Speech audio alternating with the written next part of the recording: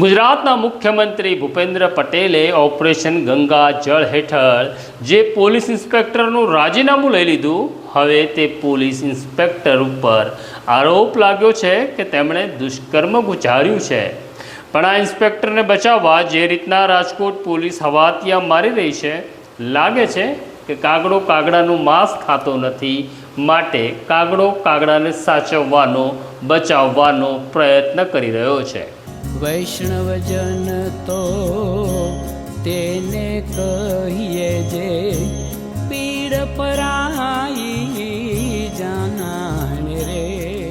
નમસ્કાર, નવજીવન ન્યૂઝમાં તમારું સ્વાગત છે અને હું છું તમારો પ્રશાંત દયાળ। વાત કરવી છે ગુજરાતના મુખ્યમંત્રી ભૂપેન્દ્ર પટેલની। ભૂપેન્દ્ર દાદા એક અભિયાન ચલાવી રહ્યા છે કે ગુજરાત સરકારના જે કર્મચારીઓ છે તે ભ્રષ્ટાચાર આચરે છે અને પ્રમાણિકતાનો ધાબળો ઓઢી રાખે છે। એવા અધિકારીઓના ધાબળા કાઢી તેમને શોધવાના છે કે કોણ છે આ ઉધઈની જેમ આખા તંત્રને કોરી ખાય છે।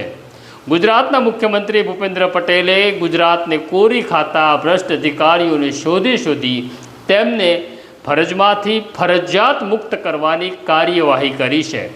આવા જ એક ગુજરાત પોલીસના ઇન્સ્પેક્ટર છે જેમનું નામ છે વિક્ટર જોન ફર્નાન્ડીઝ। હજી હમણાં જ ગુજરાતના મુખ્યમંત્રીએ તેમને કહ્યું, તમારી સેવાઓ ખૂબ થઈ, હવે અમને તમારી જરૂર નથી, તમે મુક્ત થાઓ, કારણ કે તમે પ્રજા ઉપર બોજ બની રહ્યા છો। પોલીસ ઇન્સ્પેક્ટર વિક્ટર જોન ફર્નાન્ડીઝને હજી હમણાં જ ફરજમાંથી ફરજિયાત મુક્તિ આપવામાં આવી, પણ હવે આ ફર્નાન્ડીઝની મુશ્કેલીઓ વધી રહી છે, કારણ કે રાજકોટના મહિલા પોલીસ સ્ટેશનની અંદર એક ટ્રાફિક વોર્ડન મહિલાએ ફરિયાદ આપી છે કે મારી સાથે આ ફર્નાન્ડીઝે દુષ્કર્મ આચર્યું। આ મહિલાને માઠું એટલા માટે લાગ્યું કે છેલ્લા 3 વર્ષથી મિસ્ટર ફર્નાન્ડીઝને આ મહિલા સાથે સંબંધ હતો, શરીર સંબંધ પણ બાંધ્યો।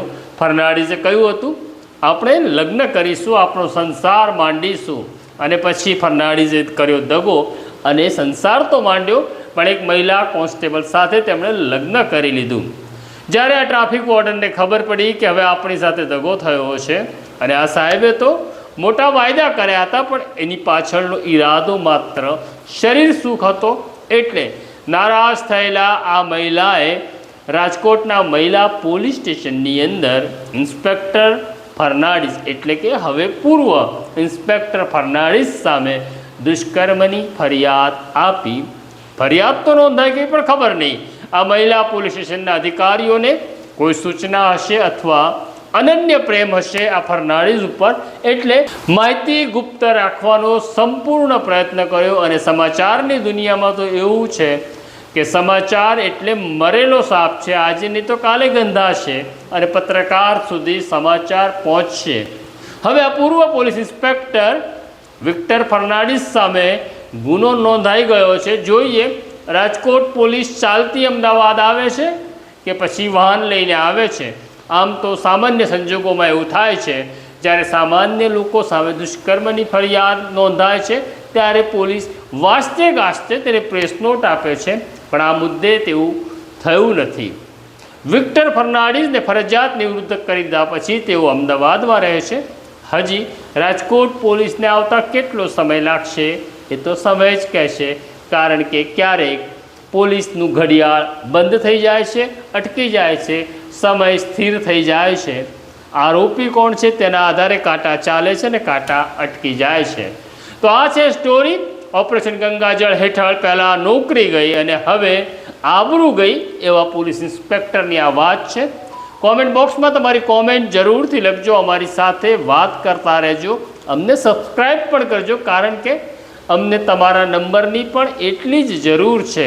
અત્યારે મને મારા સાથી ફૈઝાન રંગરેજને રજા આપો, આવું છું એક પાછો નવા વિષય સાથે। નમસ્કાર। વૈષ્ણવજન તો તેને કહીએ જે પીડ પરાઈ જાનાને।